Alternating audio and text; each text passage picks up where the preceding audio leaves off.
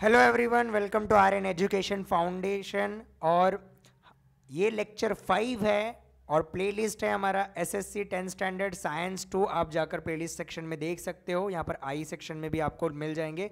तो स्टार्टिंग के 4 लेक्चर अगर आपने नहीं देखा है तो पहले आप वो देख लीजिए।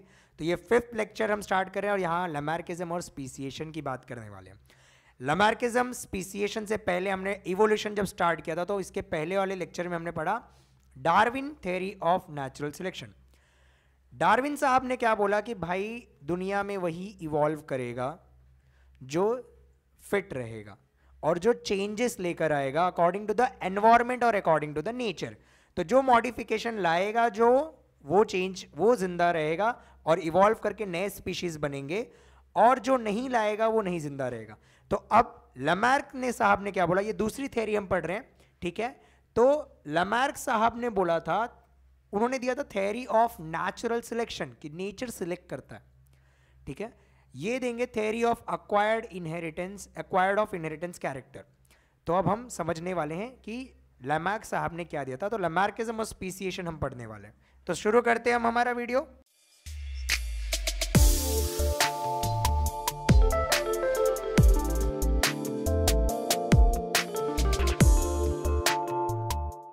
तो शुरू करते हैं लैमार्किज्म। तो जीन बैप्टिस्ट लैमार्क साहब ने ये थ्योरी दिया था, theory of inheritance of acquired character, ठीक है, from one generation to the next. अब इसको समझते हैं। थ्योरी ऑफ इनहेरिटेंस, इनहेरिटेंस मतलब क्या होता है? Transfer of character from one generation to, किसका कैरेक्टर का ट्रांसफर हो रहा है? Acquired character. अब एक्वायर्ड कैरेक्टर क्या होता है? जो कैरेक्टर नेचर से हमने सीखा है। जैसे कोई कैरेक्टर, आपने पियानो बजाना सीखा है तो ये क्या हुआ? Acquired character. ओके, तो ऐसे कैरेक्टर जो हमने एक्वायर्ड किया है इस दुनिया में आकर, वो क्या होता है? Generation by generation pass on होता है।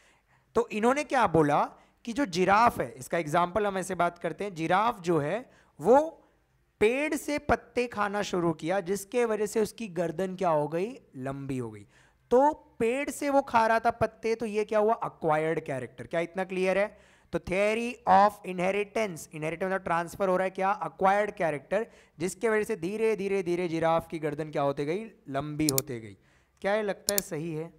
लैमार्क ने बोला कि भाई कि अगर जो भी कैरेक्टर एक्वायर्ड हो रहा है, इनका कहने का मतलब था अगर कोई ब्लैकस्मिथ का बेटा है, ब्लैकस्मिथ मतलब पता होगा आपको, लोहार जो होते हैं, तो उनके जो बच्चे होंगे उनमें उस लोहार का जो भी मतलब उसके हैंड अगर पावरफुल होंगे, क्योंकि अगर वो काम कर रहे हैं, तो वो कैरेक्टर उसके बच्चों में भी क्या होंगे?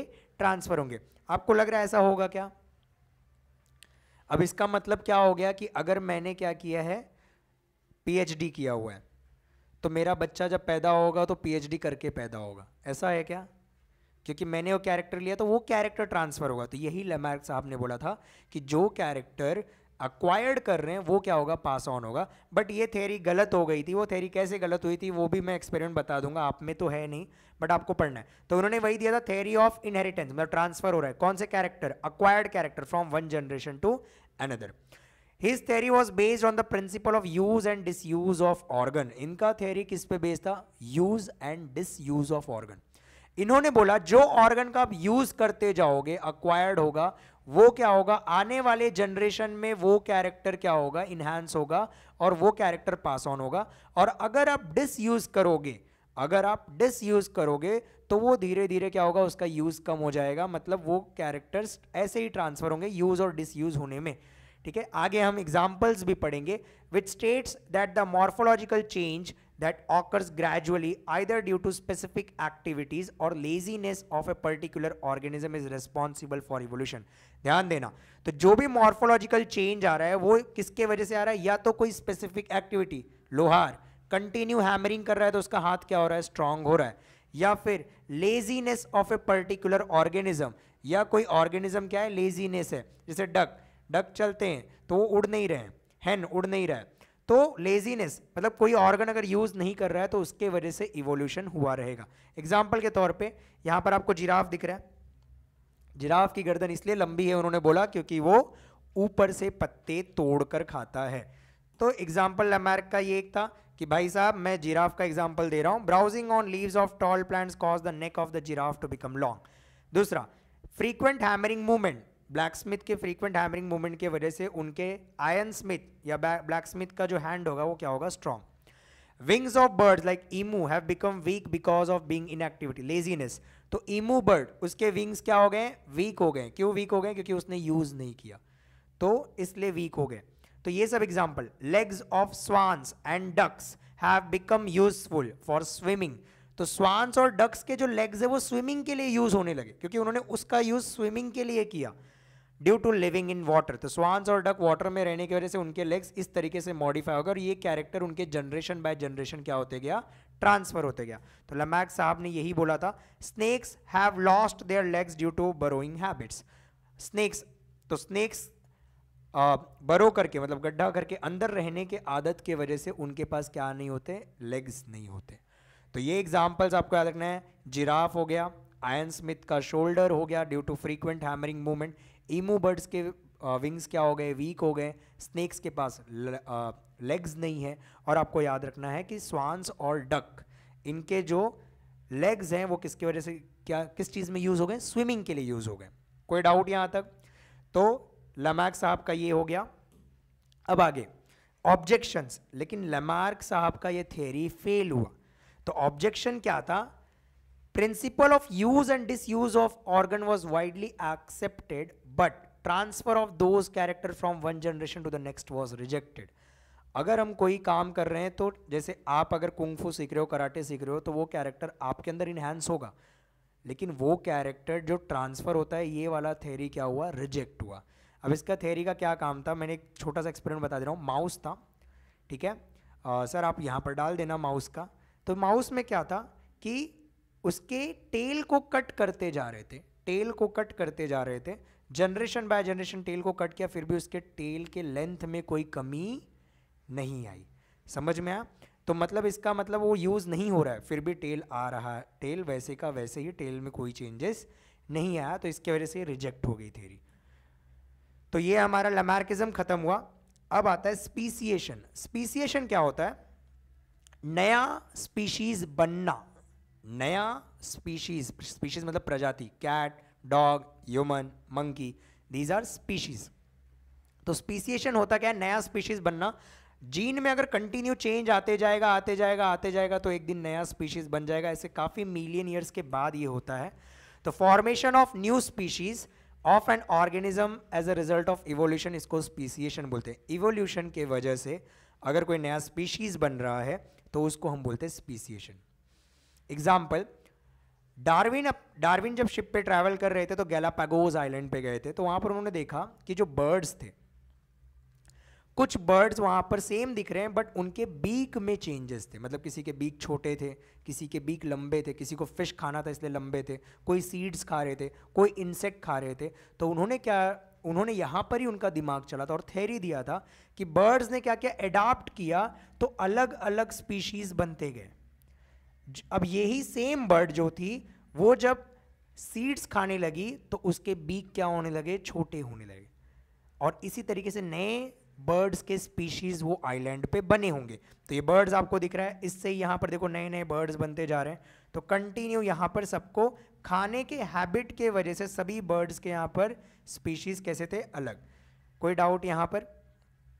तो यहाँ पर स्पीसिएशन में ये होता है. स्पीशीज क्या होता है, स्पीशीज वो होता है जैसे हम आपस में जो रिप्रोडक्शन कर सकते हैं और नया ऑफस्प्रिंग बना सकते हैं, उनको हम स्पीशीज. क्या कैट और डॉग आपस में रिप्रोडक्शन कर सकते हैं क्या? नहीं ना, दोनों अलग अलग प्रजाति है. तो स्पीशीज वही होता है, group of organism. Group of organism, अगर ह्यूमन है तो ह्यूमन, कैट है तो कैट, डॉग है तो dog. That can produce fertile individual, जो फर्टाइल इंडिविजुअल बना सकते हैं थ्रू नेचुरल रिप्रोडक्शन. नेचुरल, हाँ, लैब में आईवीएफ करके नहीं, natural. And grows in specific geographical condition, और एक स्पेसिफिक जोग्राफिकल कंडीशन में रहते हैं, उनको हम स्पीशीज बोलते हैं. समझा? Group of organisms that can interbreed with each other and produce fertile offspring, उसको हम स्पीशीज बोलते हैं. तो ये भी डेफिनेशन आप लिख सकते हो. कोई डाउट है स्पीसिएशन में? तो इसी के साथ हमारा लैमार्किज्म भी कंप्लीट हुआ और स्पीसिएशन भी कंप्लीट हुआ.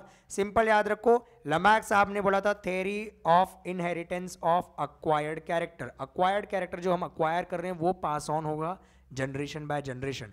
तो अक्वायर्ड कैरेक्टर तो होता है लेकिन जनरेशन बाय जनरेशन ये पास नहीं होता, तो ये थ्योरी रिजेक्ट हो गई थी। डार्विन की थ्योरी सबसे बेस्ट मानी जाती है। दूसरा स्पीसिएशन हमने पढ़ा, चेंजेस आते हैं और नए स्पीशीज बनते हैं, तो नए स्पीशीज इवोल्यूशन के वजह से बनने के प्रोसेस को स्पीसिएशन बोलते हैं। स्पीशीज क्या होता है? वो ऑर्गेनिज्म जो आपस में नेचुरली रिप्रोड्यूस करके फर्टाइल ऑफस्प्रिंग बना सकते हैं। फर्टाइल मतलब वो भी आगे रिप्रोड्यूस कर सके, तो उसको हम स्पीशीज बोलते हैं। हम क्वेश्चंस वगैरह देख लेते हैं यहां पर, तो रीजंस ये भी देख लेते हैं। तो रीजंस क्या क्या है स्पीसिएशन के, ये एक मिस हो गया था, तो अभी देख लेते हैं। जेनेटिक वेरिएशन, डीएनए में चेंज होता है, उसके वजह से स्पीसिएशन हो सकता है। Geographical and reproductive isolation, geographical मतलब अगर मान लो कोई जानवर है यहां पर अलग रह रहा है, ऑस्ट्रेलिया में रह रहा है, आज के मिलियन ईयर्स बाद क्या लगता है ये दोनों सेम दिखेंगे? ये यहां रिप्रोड्यूस कर रहा है, वो वहां रिप्रोड्यूस कर रहा है, 10 मिलियन ईयर्स के बाद ये हो सकता है अलग तरीके से अडॉप्ट करे, वो अलग तरीके से अडॉप्ट करे, वो अलग दिखने लगा, ये अलग दिखने लगा, तो यहां पर दो नए स्पीशीज बन गए कि नहीं बन गए? तो जोग्राफिकल एंड रिप्रोडक्टिव आइसोलेशन मतलब उनका रिप्रोडक्शन का आइसोलेशन हो गया, आइसोलेशन मतलब अलग, और जोग्राफिकल का भी, तो जगह के आइसोलेशन होने के वजह से भी स्पीसिएशन होता है। तो जेनेटिक के वजह से और जोग्राफिकल एंड रिप्रोडक्टिव आइसोलेशन के वजह से। तो लैमार्किज्म और स्पीसिएशन कंप्लीट हुआ, ठीक है। तो यहाँ पर लैमार्किज्म इंपॉर्टेंट है, तो लैमार्किज्म की थ्योरी आपको याद रखना है, और क्या रीजन था स्पीसिएशन के वो भी आपको याद रखना है। इसी के साथ ये हमारा लेक्चर 5 खत्म होता है, ठीक है। तो अगर आपको अच्छा लगा है तो लाइक करिए, सब्सक्राइब करिए और शेयर करिए। Done for the day. Thank you for watching.